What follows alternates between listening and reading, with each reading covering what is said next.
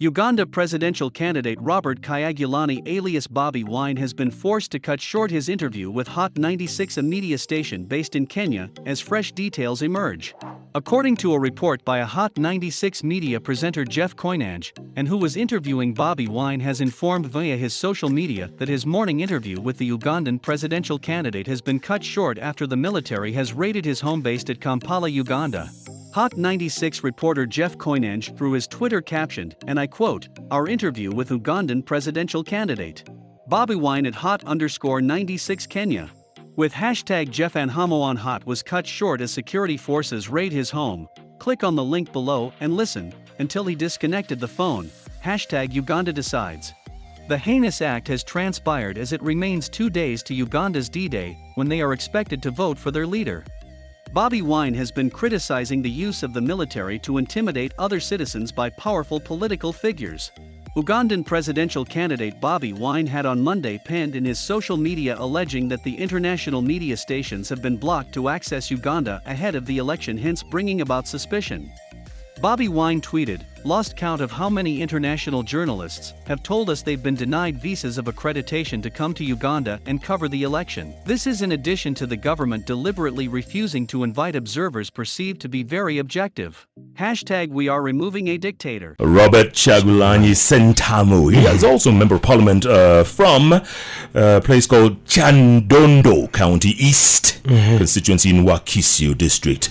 Bobi Wine has been going through hell, as many of you know. He's been jailed, he's been detained, he's been shot at, he's been beaten, everything has happened. Yes. And the elections, if you didn't know, for the president of Uganda in 48 hours time. Thursday, Ugandans decide. On the line, joining us live from Kampala, Robert Kyagulanyi Ssentamu, otherwise known as Bobi Wine. Hey, Bobby, it's Jeff and Humour in Nairobi. Good morning.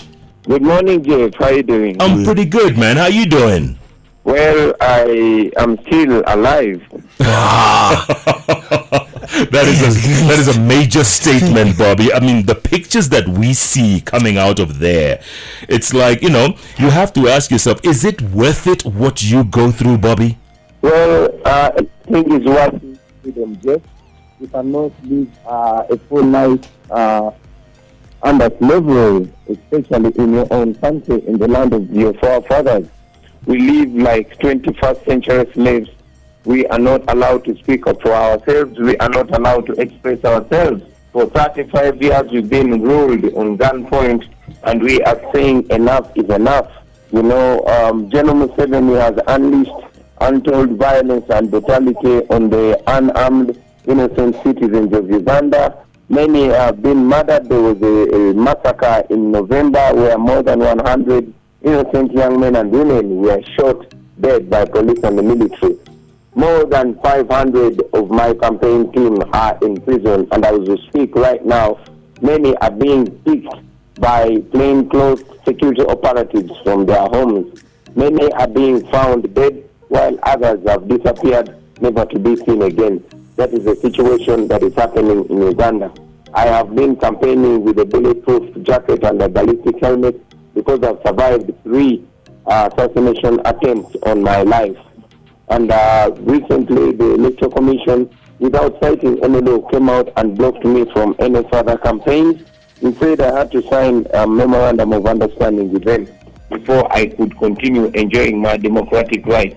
This is only done to me and nobody else. So that is the situation in Uganda. Tell me something, Bobby. Tell me, if someone was to ask you, what are your chances on Thursday? Honestly, what are your chances? Because, look, you were 3 years old when Yoweri Museveni came into town. 35 years later, he's still there. He wants another 5 years. What are your chances, Bobby? Well, all chances, all factors point to change. We have been all over the country, and masses and masses of people are yearning for change. Every realistic poll, every realistic opinion poll has put us to beyond 70%, and the most recent was Al Jazeera, which put us at 69. I must tell you, it is much more than that. The military and the police have been deployed to beat up people in order to stop them from displaying public support to us. General Museveni is panicking. He cannot convince anybody anymore after 35 years. So he has resorted to outright violence and intimidation of the citizens of Uganda. He has resorted to murder. We have been calling people for the last 3 years. We called upon people, especially young people, to come out in large numbers and vote. And that explains why the voter registration and the voter, population now has shot to 18 million. We expect to win with a landslide. Whether or not General Museveni and the Electoral Commission, which is in his tight grip, will announce us. But again, we have devised means. We have an application called YouVote that we are going to use to tally our votes. We have called upon Ugandans to be vigilant and to take part in this. So this is not just about me. This is about all the people of Uganda. Bobby, tell me something. You think President Museveni, even if the Electoral Commission were to announce that you had won, even if, do you think he would ever concede? Come again? Do you think President Museveni would concede defeat if it happened? Well, whether or not General Museveni concedes defeat, that is really not our business. Our business is making sure the people of Uganda cast their vote and their voice is clear. Now, just like all dictators who use violence and intimidation and all other, shameful ways of sitting down on the voices of the people, General Museveni has done that, and we expect him to do that. However, it will be what we want is to make it clear, to make the voice of the people of Uganda very clear. That would not be the end, but that would be the beginning. I remember a candidate known as Dr. Kizza Besigye, and time after time he would run against President Museveni, and he lost every time. And up until now, these days, nobody hears of him. Bobby, are you fearful this might happen to you? I mean, the intimidation, the beating, the jailing, all that. Well, could that happen to you? Well, Jeff, I'll tell you that has actually been happening all the time.